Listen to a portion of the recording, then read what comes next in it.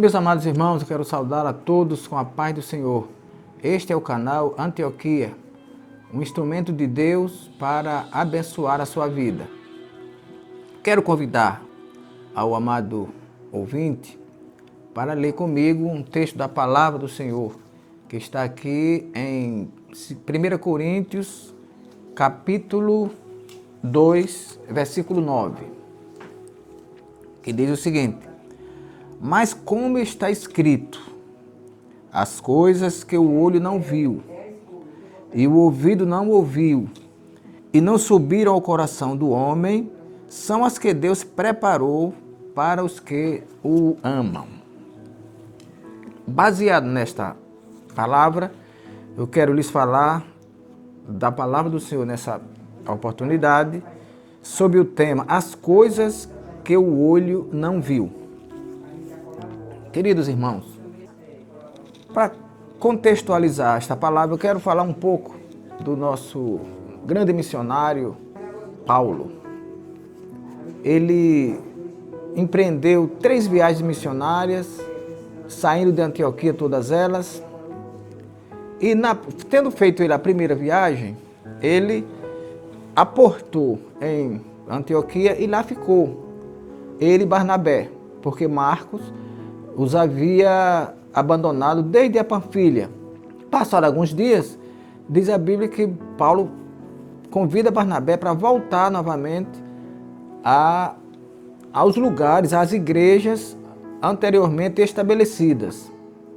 Mas naquele momento houve uma discussão, porque Barnabé queria que fossem com ele mais uma vez o nosso irmão João Marcos. Paulo era contra, porquanto ele tinha abandonado a primeira viagem, lá na Panfilha.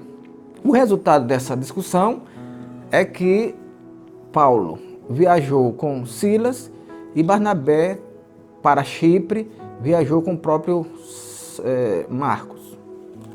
Nessas viagens, como na primeira também, houve várias perseguições, problemas, e a Bíblia diz que sempre os judeus era que puxava esses problemas, convencia os gentios a trabalhar contra os missionários, os homens de Deus que estavam ali para pregar a palavra.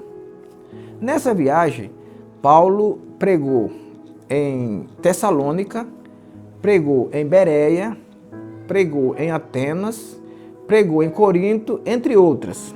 Em Tessalônica, a Bíblia diz que houve um grande movimento contrário à palavra de Deus. E quem levantou esse problema?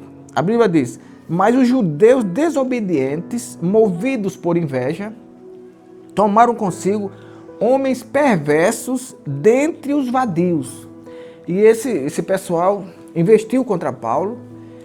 E tendo eles sabido que Paulo estaria na casa de um homem chamado Jason, ali em Tessalônica, eles assaltaram a casa desse Jason para tirar Saulo. Lá, Saulo não estava. Eles aí trouxeram Jason para o Areópago, para que se tomasse alguma decisão a respeito do que ele estava dando rancho, dando proteção a esses homens que ele diziam que estava pregando deuses estranhos. A Bíblia diz que quando eles fizeram esse movimento, os irmãos, Deus ajudou, que os irmãos os esconderam a Paulo, levando a Bereia. Lá ele começou a pregar a palavra, e a Bíblia diz que os bereanos foram mais nobres, porque receberam de bom grado a palavra, e, segundo a Bíblia, eles todos os dias examinavam para ver se as coisas eram assim mesmo.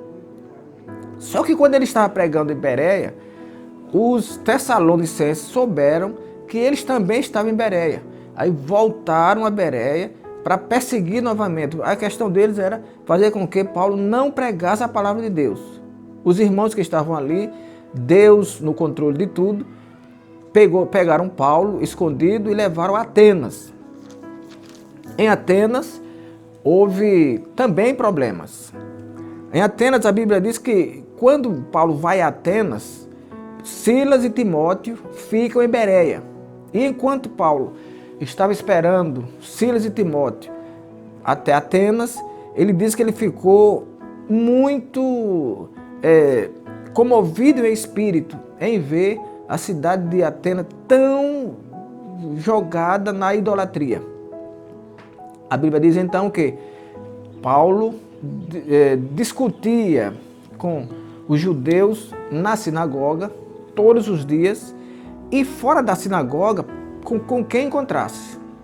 Desse trabalho que ele estava fazendo, alguns filósofos epicureus, estoicos lá de Atenas, eles colocaram ali um apelido em Paulo de paroleiro, como quer dizer, o que quer dizer esse homem? Uns diziam, esse é pregador de deuses estranhos. Paroleiro para eles eram pessoas que se apropriavam de fragmentos de história alheia para depois entregar como suas. Paulo então foi levado ao Areópago para se justificar acerca dessa nova doutrina que ele estava trazendo a Atenas. E ali, Deus que nunca abandonou os seus, quando Paulo estava no Areópago, o Areópago era o tribunal de justiça, o antigo tribunal de justiça de Atenas. Quando Paulo estava no Areópago, ele se dirigiu aos atenienses dizendo, olha, eu vos vejo um tanto supersticiosos, porque nos vossos altares eu sempre vejo lá uma inscrição ao Deus desconhecido. E eu quero dizer a vocês que esse Deus que vocês adoram sem conhecer é o que eu prego, é o que eu adoro, é o Deus dos céus. Louvado seja Deus. Então Paulo saiu-se melhor um pouquinho em Atenas e ele então chega a Corinto. A Bíblia diz que quando ele chega em Corinto, ele encontrou ali 2 ajudantes. Um casal judeu que estava sendo expulso de Roma, que era Priscila e Áquila. Ficaram ali porque todos 3 tinham o ofício de fazer tendas e ali ficaram juntos. A Bíblia diz então que quando Paulo chega em Corinto, ele já cansado, mas Deus sempre com ele vai pregar aos coríntios sobre o caráter da sua pregação. É quando ele recita esse versículo, que na verdade ele estava citando Isaías 64:4, quando ele diz, mas como está escrito lá em Isaías 64:4, as coisas que o olho não viu, o ouvido não ouviu, e nem subiram ao coração do homem, são as que Deus preparou para aqueles que o amam. E no versículo seguinte ele diz, mas Deus nos revelou. Meus amados, nós vamos agora tratar de uma história que está lá em João, da mulher samaritana. Diz a Bíblia que Jesus, com os discípulos, ele foi para Samaria. E na estrada, lá já em Samaria, na cidade de Sicar, ele encontrou um poço. O poço tinha água, mas não tinha ninguém ali naquele momento. Ele então manda os discípulos irem à cidade, comprar comida, e como ele estava cansado, ele ficou ali no poço. De repente aparece uma mulher. A Bíblia não dá nome a essa mulher, uma mulher anônima, e quando ela chega, Jesus de pronto pede água a ela. A mulher achou estranho. Primeiro a mulher identificou que aquele era um judeu e que estava pedindo água a uma samaritana. A mulher então diz, como? Tu sendo judeu, pede água a mim que sou samaritana. E Jesus diz, se tu soubesse quem te pede, tu é que lhe pedirias e ele lhe daria água viva. A mulher então retruca, porque diz, como você vai tirar água? O poço é fundo, você não tem com que tirar. E aquela conversa, ela rende. Jesus diz, não, se eu lhe der água, essa água que eu lhe der, você nunca mais terá sede. Aí a mulher diz, não, bom, aí ela começou a se interessar. Se o senhor me der essa água, vai me fazer 2 favores. Primeiro, eu nunca mais terei sede. E segundo, eu não terei mais trabalho para tirar essa água. Vejam que no início do diálogo, a mulher estava vendo ali um homem judeu falando com uma mulher samaritana que nos costumes sociais da época não era de bom alvitre, não era bom que um homem ficasse só falando com uma mulher. Então a mulher viu Jesus como não conhecia quem era, e ela viu um homem judeu falando com a mulher. Quando Jesus fala que lhe daria água, que ela não teria mais sede, o Espírito Santo, conforme Paulo diz lá em 1 Coríntios 2, 10, ele diz que o Espírito começa a revelar à mulher. Aquilo que o olho físico da mulher não viu, o Espírito começa a revelar. Quando Jesus disse que se ele desse água, ela nunca mais teria sede, o Espírito revela a ela que aquilo seria bom para ela. Ela nunca mais teria sede e também não teria trabalho de tirar água. Jesus, então, vendo o interesse dela, diz, vai buscar seu marido. E ela diz, eu não tenho marido. Jesus diz, disseste bem, porque tiveste 5 e o que tens agora não é teu marido. O Espírito Santo aí completa a revelação.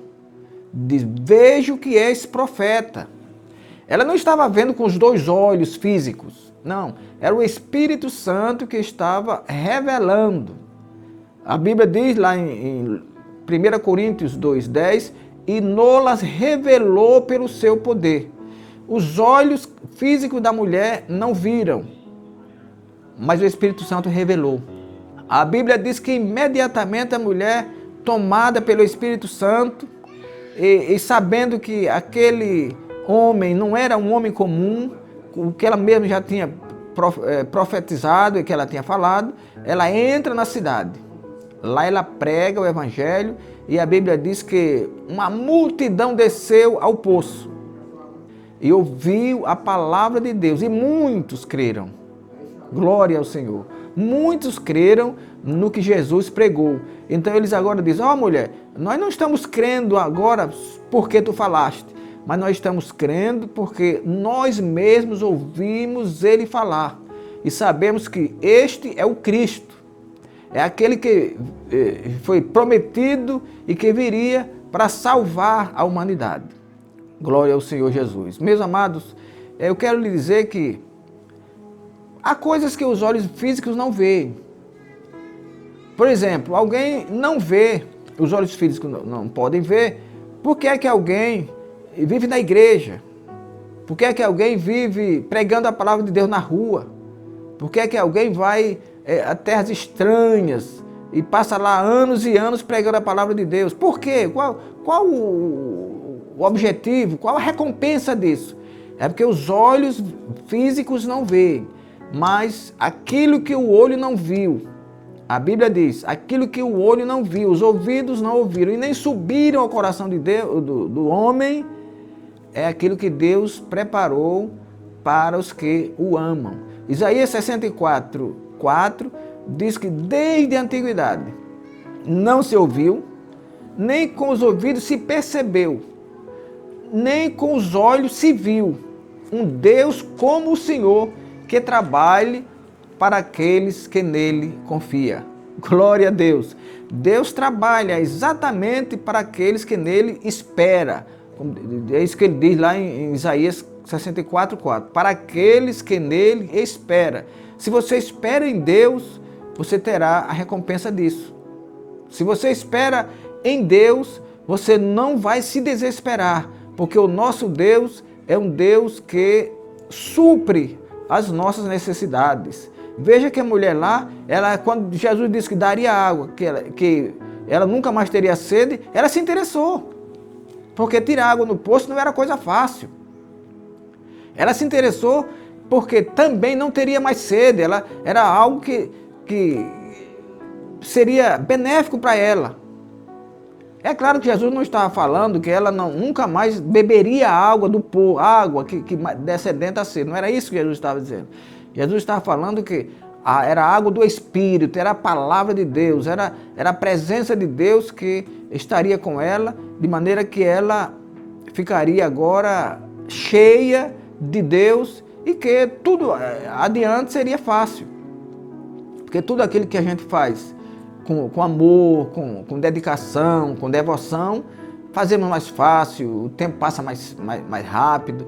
E quando nós servimos a Deus, não importa se o sol está quente, não importa se a chuva é torrencial, não importa se a viagem é longa ou se é perto.